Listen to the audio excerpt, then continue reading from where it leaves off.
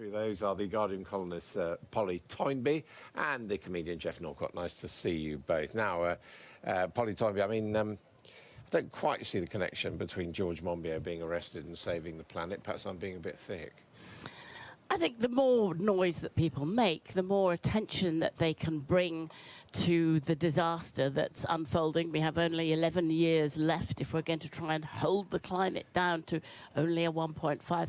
I think it's had a huge impact. I think it's been interesting to see how much the climate has soared in the last year. According to Ipsos Mori, it has shot up to 78% of people really concerned about the state of the planet.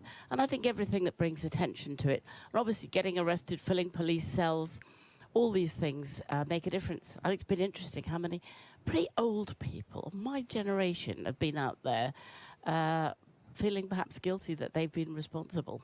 Geoff?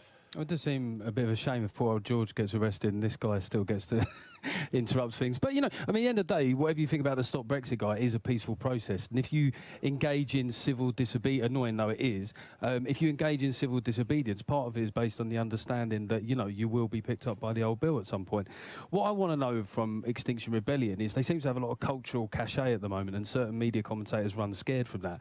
But, you know, some of their objectives, you know, carbon neutral by 2025, is just simply not going to happen. Even the Green Party, who are the most kind of sort of hemp-smelling political party that we've got on the spectrum at the moment, aren't going to pick that up. So if these demands can't be met, and there was also an article in the New York Post saying that, you know, if we stopped all flights now until 2100, the effect on the global temperature would be minimal. So I'd just like to hear responses on that, you know, rather than just sort of taking the mickey out of them. I'd like to hear direct responses to those. There's a huge amount of information that's been out there actually as a result of these demonstrations. It's really had discussion going about exactly what would and wouldn't make a difference, what difference individuals can make. It has to be said that what Extinction Rebellion is saying is the extreme end of the projections. I mean, there is perfectly legitimate scientific dispute that says there's a spectrum and this is the extreme spectrum. But see, to me, I don't think this has got anything to do with the cause. It just seems to me not right that protesters should disrupt the lives of other people. What would you do then? What would you do to try and bring attention to it, if not protest? This kind of thing. You can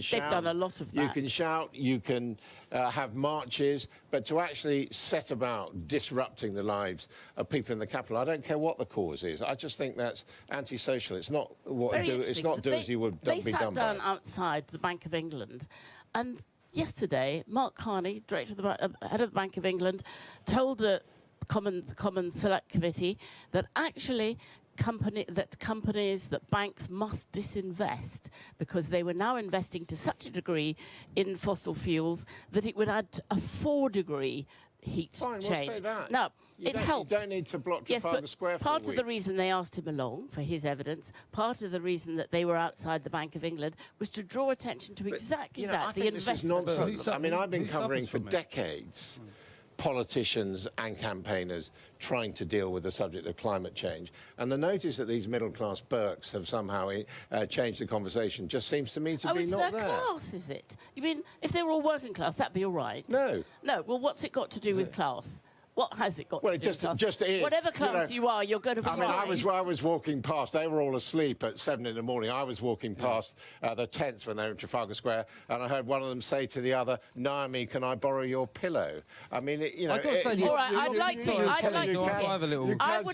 hear what you're going to do. Fine, you can rubbish them, but let's hear what you're going to do. But I think that the optics of it are a problem. You know what I mean? If you take someone like me as the every person, someone who reads tabloid newspapers and stuff, and not totally against these people. When you see people doing hot yoga, you know, on a bridge, and it's changed my view on climate slightly. It's certainly confirmed a lot of what I thought about amateur dramatics. Well, that's the photo you saw, because of course they took that photo. They didn't. But there's been plenty of examples of it in videos online. But if the point is to change people's opinions, then be effective in doing that. If you then engage in activities that start to lose the public goodwill, then you're not being an effective protester, are you? true, but I think that on the whole there's been an amazing amount of goodwill. It's interesting how many passers-by who are, you know, disturbed and in their working lives, who stop and talk about it and agree, and the opinion polls really show opinion is moving. No, I agree to a point, but I just think there's a limit of tolerance, and maybe in a way the police have done them slightly a favour, because if this had gone on for slightly longer, maybe that would have started to reverse. I mean, the police appear to have decided that the patience of Londoners has been exhausted. Do they not? Well, I think that we're going to see a lot more, actually, in the next few days. There'll be sort of flash arrivals at, like they were outside the Department of Transport, in particular places, drawing attention, as they did at the Bank of England, to particular issues like investment in fossil fuels. You know, Dr. What's-it, who's the head of the organisation, taking a hammer and chisel to the glass window of the Department of Transport. I mean, It's come not a on. terrible thing. After all, the suffragettes did much more than that. Now they're heroines. Now they have medals and they're on stamps because they were right. But at the time, Sometimes it's done with the violence against understanding property. of the possibility of arrest. You know, that's just the game that you play when you engage in civil disobedience.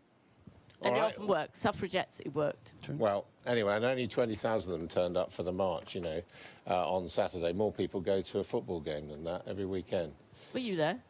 Of A course nice, not. peaceful march. I don't join in marches. I don't join in protests. I'm an impartial journalist. Right, thank you very much indeed. Look forward to talking about other things in the next hour. This is All Out Politics. Coming up next.